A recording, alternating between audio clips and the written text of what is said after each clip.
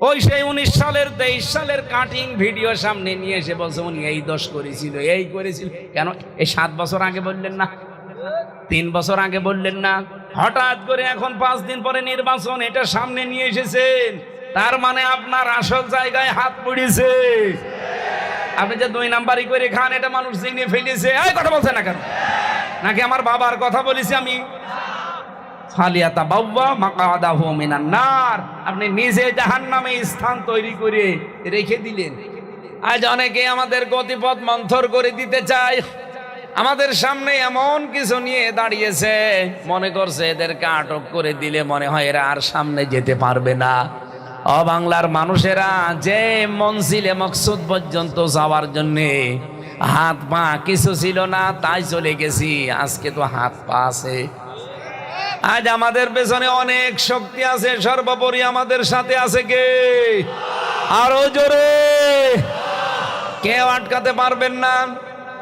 আহুয়া মাকুম আইনা মা কুনতুম, তুমি যেখানে আমি আল্লাহ সেখানে। সুতরাং আল্লাহ যেহেতু আছে, তার বিধানে জমিনে কায়েম করার জন্য যখন একবার উঠে দাঁড়িয়েছি, কেউ আমাদের লক্ষ্য বস্তু পথভ্রষ্ট করতে পারবে না। দিন যত যাবে আমরা এগিয়ে যাব। কথা বলেন না কেন? এতদিন পর্যন্ত আমাদের পেছনে কেউ ছিল না, শুধু বাঁশ দিত, কিন্তু ওই বাঁশ এখন উল্টা তারা খাড়া করে দাঁড়িয়ে আছে। বাধার প্রাচীর এখন যতই মিথ্যা সামনে নিয়ে আসবেন, একটাও টিকবে না।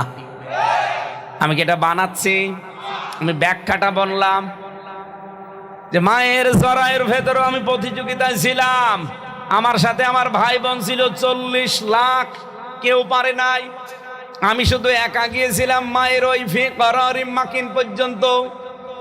আজকে আপনারা যতই বাধা দেন, জোলাইখার মতো পেছন দিক থেকে আমার চরিত্র হরণ করার জন্য চেষ্টা চালান, জামা খুলে নেন, চাদর খুলে নেন, যত কিছু চেষ্টা করবেন ছিঁড়ে যাবে, আটকাতে পারবেন না।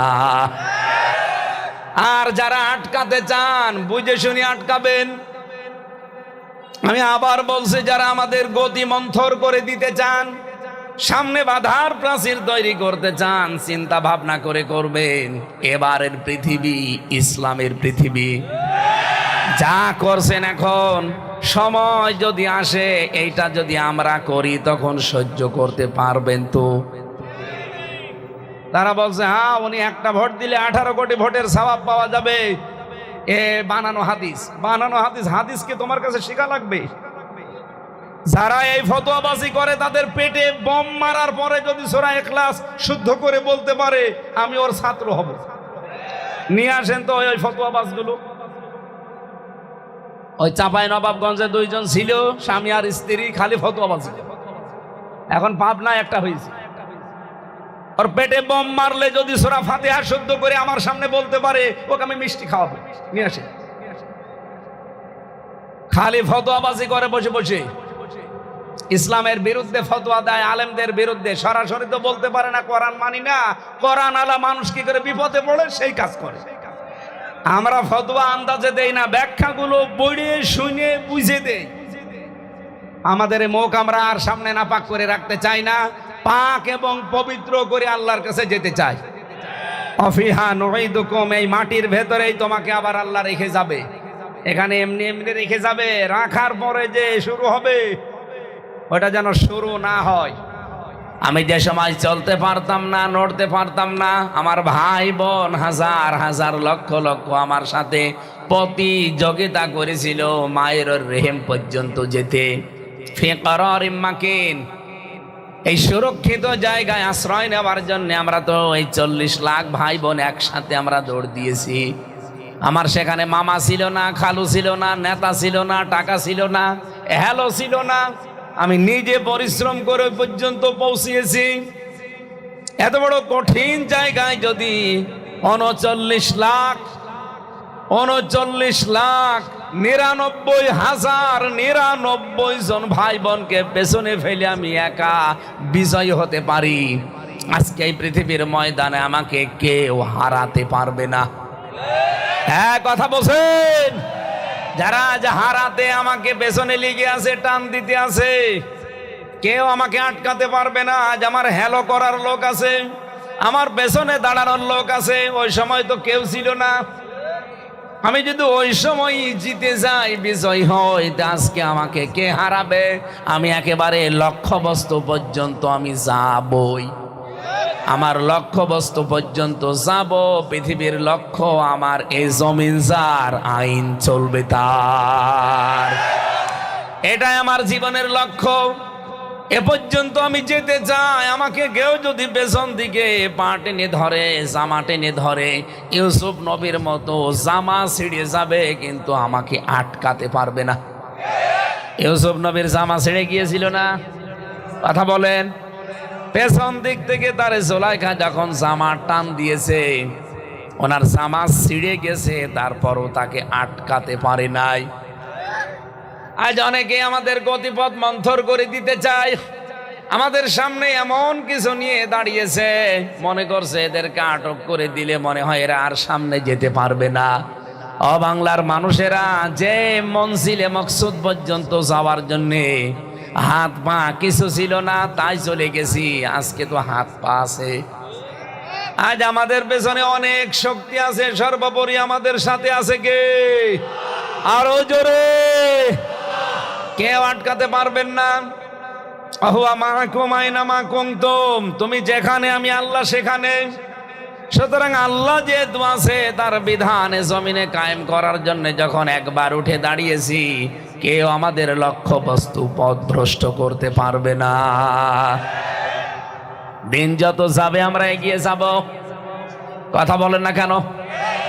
এতদিন পর্যন্ত আমাদের পেছনে কেউ ছিল না, শুধু বাঁশ দিত। কিন্তু ওই বাঁশ এখন উল্টা তারা খাড়া করে দাঁড়িয়ে আছে। বাধার প্রাচীর এখন যতই মিথ্যা সামনে নিয়ে আসবেন, একটাও টিকবে না।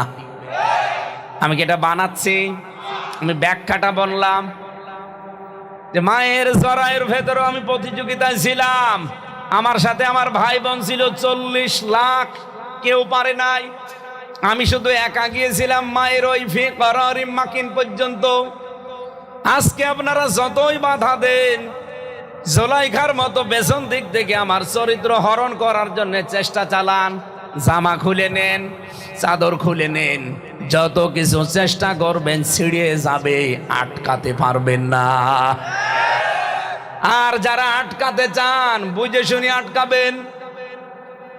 আমি আবার বলছি, যারা আমাদের গতি মন্থর করে দিতে চান, সামনে বাধার প্রাচীর তৈরি করতে চান, চিন্তা ভাবনা করে করবেন। এবারের পৃথিবী ইসলামের পৃথিবী। যা করছেন এখন, সময় যদি আসে এইটা যদি আমরা করি, তখন সহ্য করতে পারবেন তো? এক লোক বউ নিয়ে গেছে চিড়িয়াখানায়, হঠাৎ একটা বাঁদর লাফালাফি করছিল। এ লোকটা দিয়েছে তার স্ত্রীকে একটা কলা কিনে, আম, প্রথমে একটা আম দিয়েছে।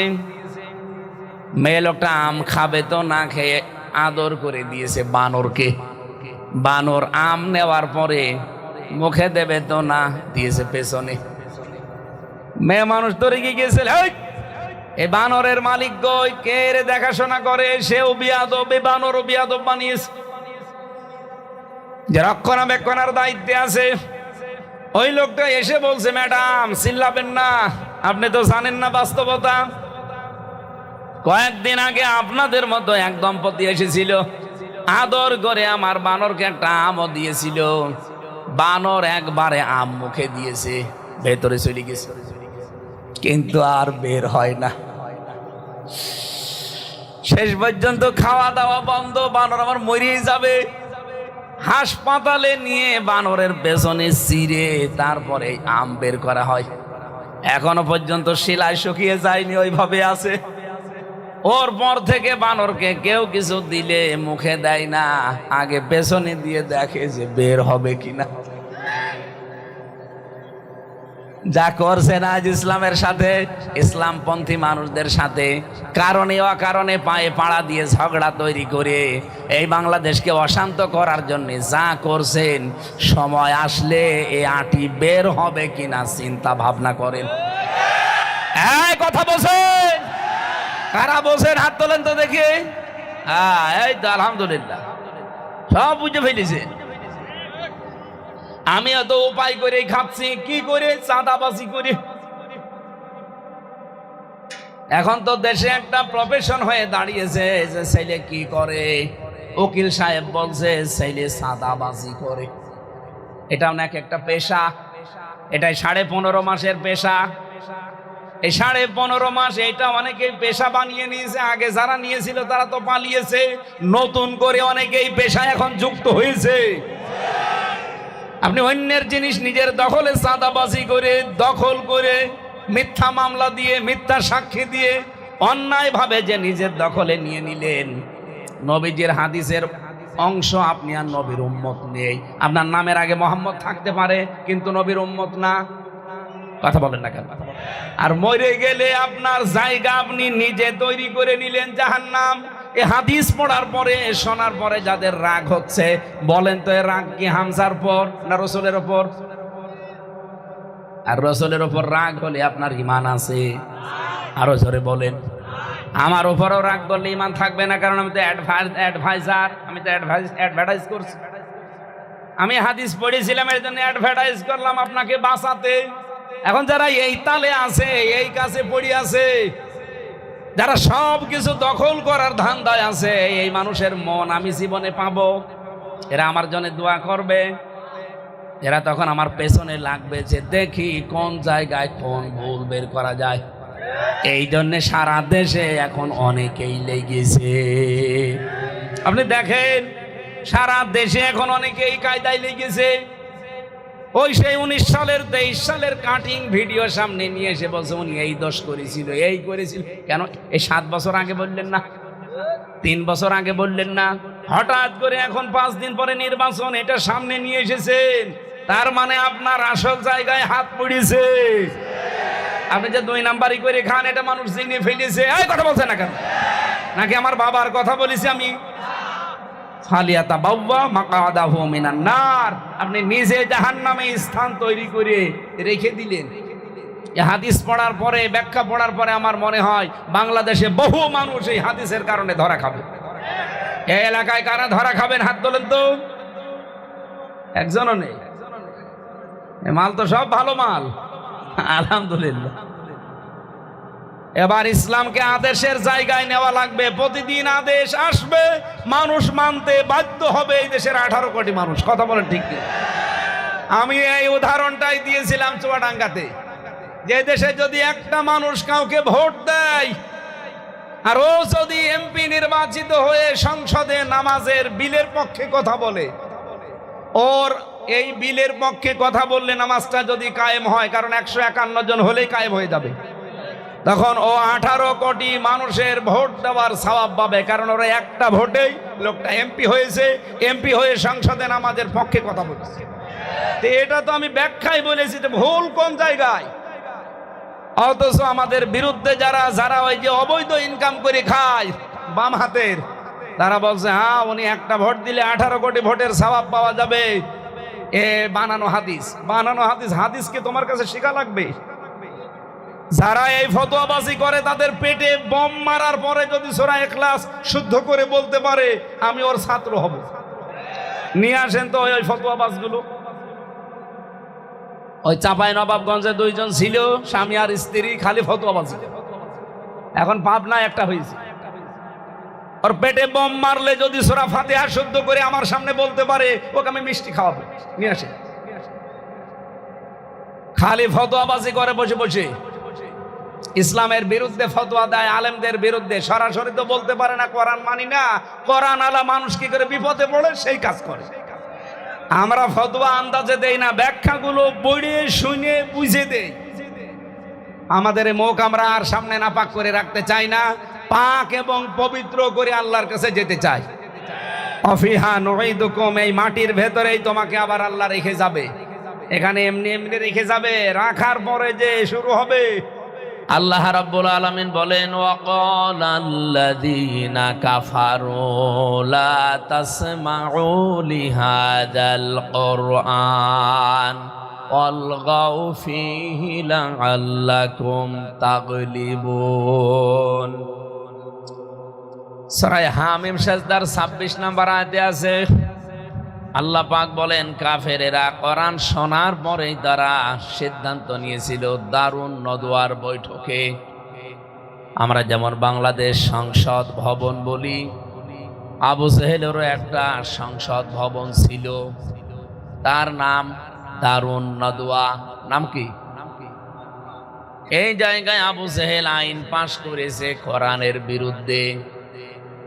ও বলেছে সব শুনতে দেওয়া যাবে, সব চলবে, কোরআন যেন মোহাম্মদ প্রচার করতে না পারে এই জায়গায় তোমরা বাধা দাও, হট্টগোল করো, মারামারি করো, পরিবেশ উত্তপ্ত করে দাও, এমনকি ঢোল ডুগি তবলা বাজাও। অলগাও ফিহি এই শব্দের ব্যাখ্যায় পড়েছি যত রকমের ডিস্টার্ব আছে, যত রকমের ভয় ভীতি আছে তৈরি করে কোরআনের আলোচনা বন্ধ করে দাও।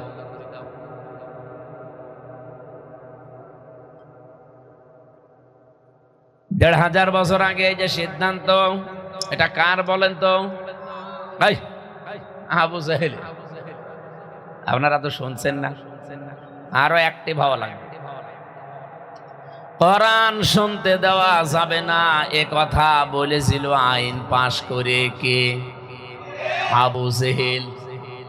শুধু এতটুকু পাশ করেই শেষ করে দেয়নি, ও জনগণকে বলেছিল, ওর দেশের মানুষকে, লাআল্লাকুম তাগলিবুন, আশা করা যায় তোমরা বিজয়ী হবে, কামিয়াব হবে।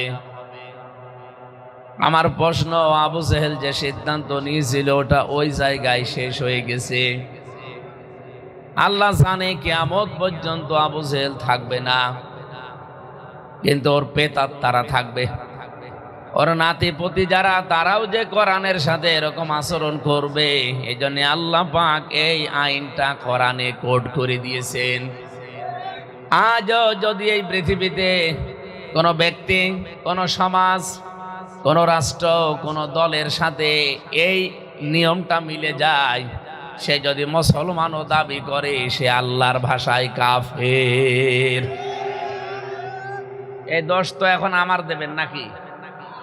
আমি তো শুধুমাত্র অ্যাডভার্টাইজ করলাম যে কাফেররা কোরআন শুনলে বাধা দেয়, সে যে নামেই হোক। 2 নম্বরে, কোরআনে কারীম শুনতে আসে, বিশ্বাসও করে এটা আল্লাহর নাজিল করা কিতাব। আল্লাহ পাক বলেন এই শ্রোতার নাম আমি দিয়েছি মুনাফিক। وَإِذَا قِيلَ لَهُمْ تَعَالَوْا إِلَى مَا أَنزَلَ اللَّهُ وَإِلَى الرَّسُولِ رَأَيْتَ الْمُنَافِقِينَ يَصُدُّونَ عَنكَ صُدُودًا। সূরা নিসার 61 নম্বর আয়াতে আছে, হে নবী তাদেরকে যখন বলবেন আসো আল্লাহর বিধানের দিকে, আমি যে আজকে আপনাদেরকে শোনাচ্ছি কার বিধান, আমি যে আয়াত পড়েছি এটা বিধান কার? আল্লাহর বিধানের কথা যখন আপনি বলবেন যখন রাসূলের আদর্শের দিকে আসো, কোরআন এবং সুন্নাহ দিয়ে আমরা ব্যক্তি, পরিবার, সমাজ এবং রাষ্ট্র চালাই, এ কথা যখনই আপনি বলবেন, রাআইতাল মুনাফিকিনা, আপনি মুনাফিকদেরকে দেখবেন, ওরা আস্তে করে যেভাবে ঘুরে চলে যায় ওইভাবে চলে যাবে। তাহলে এখানে যারা আছে, 2 নম্বর শ্রোতার পরিচয়, আমার মনে হয় অনেকে থাকতে পারেন এই যে চলে যাচ্ছে যারা, এটা টাটকা মুনাফিক। এখানে আমার কিছু বলার আছে। আল্লাহ বলছে যখন আল্লাহর বিধানের কথা, রাসূলের আদর্শের কথা বলবেন, তখন দেখবেন আস্তে করে মুনাফিকরা কেটে পড়ছে। এটা আবার মুনাফিক না, এটা ভিডিও ম্যান, এটার আবার ওইটা ভাবেন না। 3 নম্বরে, কোরআন যারা শুনেছে, এখন শুনছে, ভবিষ্যতেও শুনবে, 3 নাম্বার শ্রোতার পরিচয় আল্লাহ বলেন এরা মুমিন। সূরা আনফাল 2 নম্বর আয়াতে আছে, ইন্নামাল মুমিনুনা আল্লাযীনা ইযা যুকিরাল্লাহু ওয়াজিলাত কুলুবুহুম ওয়া ইযা তুলিয়াত আলাইহিম আয়াতুহু যাদাতুহুম ঈমানা ওয়া আলা রাব্বিহিম ইয়াতাওয়াক্কালুন। এখানে যারা আলেম কয়েকজন আছে এরা বুঝবে ইন্নার পরে যদি মা শব্দ যোগ হয় বাংলা অর্থ দাঁড়ায় একমাত্র, কেবলমাত্র, শুধুমাত্র। আল্লাহ এখানে ইন্না যদি দিয়ে একবার এই মুমিনুনা শব্দ বলতেন এই আয়াত আমি পড়তাম না। আল্লাহ ইন্নার পরে মা লাগিয়ে দিয়েছেন, তার মানে আল্লাহর দৃষ্টিতে একমাত্র মুমিন তারা। আপনি আপনার নিজের দৃষ্টিতে মুসলমান হতে পারেন, মুমিন হতে পারেন, মনে করতে পারেন আমি তো ছোটবেলায় মুসলমানই দিয়েছি, আমি তো গরুর গোশত খাই, আমি মুসলমান, আমি মুমিন। এটা আবার জিজ্ঞাসা করার কি আছে না? আপনি আল্লাহর দৃষ্টিতে আসলে মুমিন কিনা এইটা বলার জন্য আল্লাহ ইন্নার পরে মা দিয়েছেন। দেখেন তো আপনি আসলে আয়াতের ভেতরে পড়েন কিনা। এই এদিকে তাকান, ইন্নামা নিশ্চয় একমাত্র আমি আল্লাহর দৃষ্টিতে মুমিন তারা ইদা যুকিরাল্লাহু ওয়াজিলাত কুলুবুহুম, যাদের সামনে আল্লাহর বিধানের কথা বললে, আল্লাহর আয়াতের কথা, আল্লাহর নামের কথা উচ্চারণ হলে ওদের অন্তরাত্মা কেঁপে উঠবে। আল্লাহ পাক যেহেতু তার নিজের সাথে নবীজি যেহেতু নিজের সাথে আলেমদেরকে জড়িত করেছেন। এদিকে তাকান, আমি গতানুগতিক কথা বলার জন্য বসি নাই। কোরআন শরীফে যেখানে আল্লাহ নিজের নাম দিয়েছেন, যেখানে রসুলের নাম দিয়েছেন, সঙ্গে সঙ্গে দিয়েছেন আতিউ, আনুগত্য করা লাগবে, দেখে দেখে চলা লাগবে, ইত্তেবা করা লাগবে। আল্লাহ এবং রসুলকে কোনো প্রশ্ন ছাড়া, আপনার বুঝে আসুক আর না আসুক, ঠিক আছে। কিন্তু আল্লাহ রসুল এর পরে যদি কিয়ামত পর্যন্ত এই পৃথিবীতে যারা আমরা বাস করতে চাই, আমাদের ভেতরে পরিবারে, সমাজে, রাষ্ট্রে যারা নেতৃত্ব দেবে, এই মানুষগুলো যদি আল্লাহ রসুলকে মেনে চলে, মাস্ট বি আপনাকে তাকে মেনে চলা লাগবে। যে লোকটা আল্লাহ রসুলকে মেনে চলে না, ও যদি আমার বাবাও হয়, ওকে মানা যাবে না। এটা সূরা নিসার 59 নম্বর আয়াতে আছে, আতিউল্লাহ ওয়া আতিউর রাসূলা ওয়া উলিল আমরি মিনকুম। এই আয়াতের ব্যাখ্যা নাকি আয়াত এখন আমি বানালাম? ও বাংলার মুসলমানেরা, আমি হেদায়েতের নিয়তে কথা বলছি। এখন থেকে যদি বাঁচতে চান, আল্লাহ রসুলকে যারা মেনে চলে, সে যদি পরিচিত নাও হয়, তাকে মেনে চলা নামাজ রোজার মতো ফরজ। আর আল্লাহ রসুলকে মানে না, এ যদি আপনার বাবা হয়, আপনার নেতা হয়, আপনার চাচা হয়, তাকে মানা যাবে না। এ নিষেধ আমি করলাম, কে? আরো জোরে বলেন। আপনার অন্তরের ভেতরে তো কাপ ধরার কথা, যে আল্লাহর কথা বলছে। ইদা যুকিরাল্লাহ, যদিও নাম দিয়ে এখানে বোঝা যায় আমার আল্লাহর নাম, আল্লাহর নামের সাথে জড়িত কার নাম? রসুলের। বলেন বলেন, রাসূলুল্লাহর নামের সাথে জড়িত কার নাম? আলেমদের। এই জন্য দেখবেন হাদিস আয়াতের ব্যাখ্যায় আমি পেয়েছি, ইন্নামাল উলামা ওয়ারাসাতুল আম্বিয়া। এখানে কামিল মাদ্রাসা বা ফাজিল মাদ্রাসার প্রিন্সিপাল আছে, অনেক আলেম ওলামা বসে আছে, তাদেরকে বলছি ইন্নামা, এই যেখানে মা আছে, একবারে মনে রাখবেন, ইন্না বা আন্না এই শব্দের পরে যদি কোনো জায়গায় মা আসে, সে কোরআনে হোক, হাদিসে হোক, ইসলামের ইতিহাস পড়তে গিয়ে হোক, খবরের কাগজে হোক, যেখানেই ইন্নার পরে মা পাবেন, আপনি অর্থ করবেন একমাত্র, কেবলমাত্র, শুধুমাত্র। ঠিক আছে, এটা মনে থাকবে। এরকম 500টা শব্দ আপনি আয়ত্ত করেন কোরআন শরীফ, আপনি বুঝবেন। খালি 500টা শব্দ এরকম প্রতিদিন 8টা 10টা করে আয়ত্ত করে ফেলবেন, দেখবেন আপনি কোরআন শরীফ বোঝা শুরু করে দিয়েছেন। হাদিসের ভাষা পড়লাম কি, ইন্নামাল উলামা, অবশ্যই একমাত্র উলামা, আলেমদের বহু বচন উলামা। আলেমের বহু বচন উলামা। পৃথিবীতে একমাত্র আলেমরা ওয়ারাসাতুল আম্বিয়া, নবীদের ওয়ারিস। কার? নবীর উত্তরাধিকারী ওয়ারিস যাই বলেন, স্থলাভিষিক্ত নায়েবে রাসূল। এই মুহূর্তে যদি বিশ্ব নবীকে গালিগালাজ করলে গোনা হয়, নবীর ওয়ারিস যারা, নায়েবে রাসূল যারা, উত্তরাধিকারী যারা, তাদেরকেও গালি দিলে একই গুনাহ হবে। কিন্তু এটা আবার আলেম হওয়া লাগবে। আপনি যদি কোনো জালেমকে গালি দেন অসুবিধা নেই, কারণ তো আলেম হয়ে এলেমের খিয়ানত করে ফেলেছে। এক কথা বলেন না কেন? কিন্তু আলেম যদি আলেমের মতো হয়, মাস্ট বি আপনাকে তাকে নবীজি যেমন ওয়ারাসাতুল আম্বিয়া বললেন যে আমার উত্তরাধিকারী, তাকে সেই হিসাবে ওই জায়গায় রাখা লাগবে। আমি যে কথা এখান থেকে নিয়ে আসতে চেয়েছি, আল্লাহর কথা শুনলে আপনার অন্তরে যেমন কাঁপ ধরে, রাসূলুল্লাহর কথা শুনলে আপনার অন্তরে কাঁপ ধরবে, এমনকি আলেমদের হক কথা শুনলেও আপনার অন্তরে কাঁপ ধরা লাগবে। আল্লাহর দৃষ্টিতে আপনি মুমিন। ওয়াইদা তুলিয়াত আলাইহিম আয়াতুহু যাদাতুহুম ঈমানা।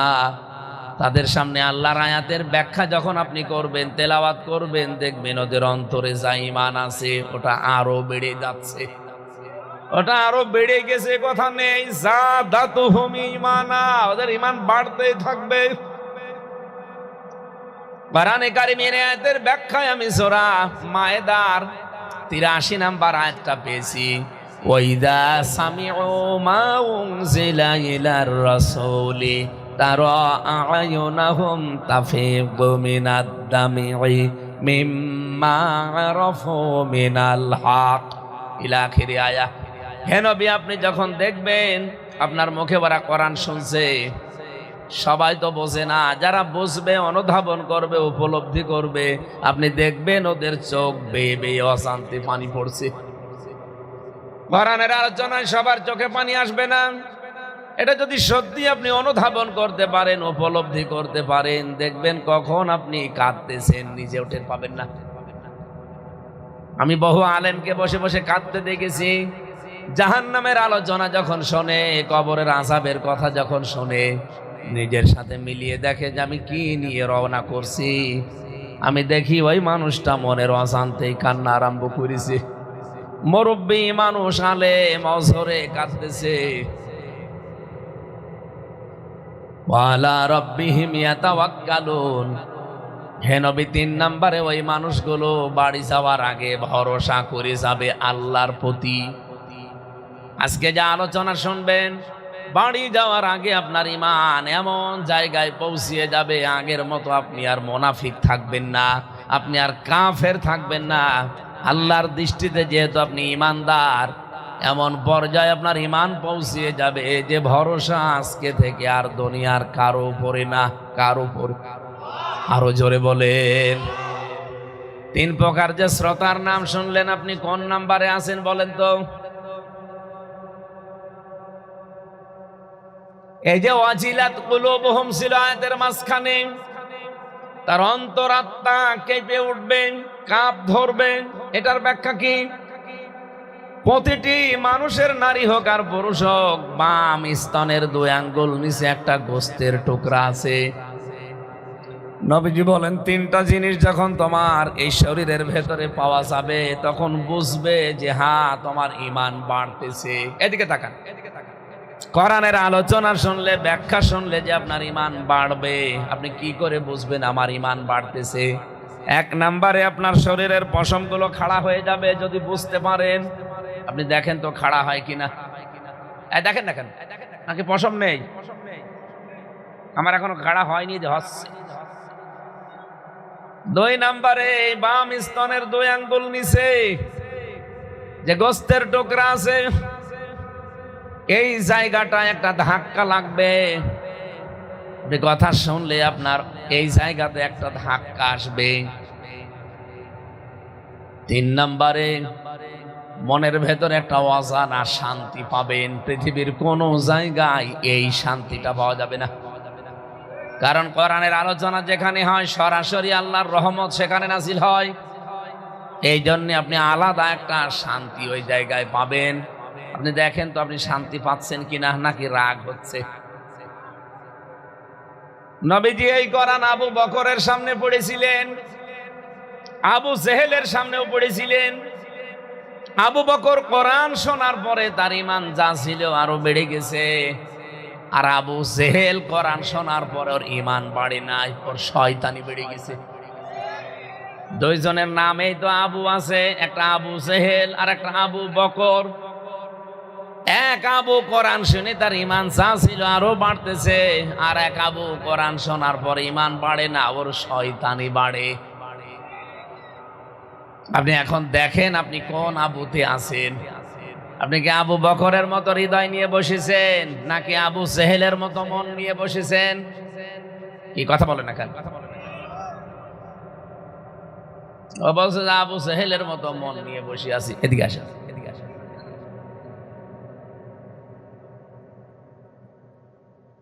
আমরা জানি এই পৃথিবীতে আমাদেরকে পাঠানোর আগে, এদিকে তাকান, পাবনাবাসী খুব ভালো করে ক্লাস করেন। এই একটা ক্লাসই মনে করবেন এটা জীবনের শেষ ক্লাস।